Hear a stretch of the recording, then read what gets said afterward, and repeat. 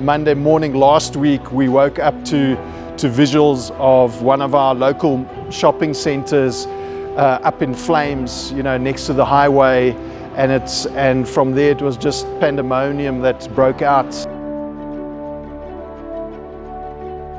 I must say that I have noticed that God does not allow any obliterations to occur. Every time, whenever there is any destruction, there is something that will remain, so that from there upon one will be able to build for the future. And so I believe that there is so much hope for our country. I know that we have gone through so much chaos, but I believe that God is going to intervene and that we are going to be able to get through this a lot stronger and a lot more united. For sure, I definitely think there's hope for South Africa. And God is in the work of restoring and making us complete as a nation. Do you think that there is hope? Yes. For South Africa? Yes, without a doubt. Without a doubt. It looks like people working together. It looks like communities putting a hand up and saying, this is our country, we love it, and we are going to fight for it. However that looks, so whether it be in prayer, in love, in products, in resources, in kindness. When it feels dark, He's there. He's never left us. He's just using us now. And He said, get out the boat and do something.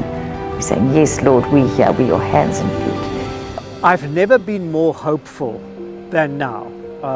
Because what we've suddenly realized is that people across the nation have realized that all these barriers that divide us are false barriers. And suddenly they're cleaning the streets. They're coming together to feed. So there is so much hope, and we just have to gather this hope and work with it.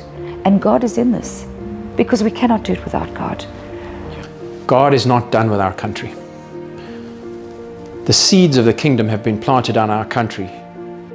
So we feel that the church at this particular juncture, you know, should rise up and speak to the powers that be. And we even pray that God may give us the wisdom, the strength to raise a new breed of believers who will stand in the corridors of power and speak truth to power. The church has definitely not been sleeping, but it's like, for me, that cry is like awake sleeping giant. And you know, like the church is so powerful when we stand in unity. So I think at a big place, he's really getting a Christian relief organization going. And he wants people to really stop caring just about themselves and sacrificially come together and build a body and a supply chain of food. You know, you can preach as much as you want to, but if somebody's hungry, they need food. So we need to get that basic infrastructure ready. So he's creating new networks. I think Heal Our Land is going to become a permanent feature of the landscape in South Africa and perhaps even further afield in Africa. You know, when believers come together and we turn to God and we're sincere in our hearts and we're praying, you know, then He promises He hears those prayers. He will forgive us and heal our land, and that's what we are trusting for. We can't go back to church as usual and life as usual. This has to be a wake-up call that the church must be the epicenter of racial reconciliation. We must build multicultural community very intentionally, and we must speak up for economic justice, and we must disciple our people to levels of morality and citizenship and economic stewardship.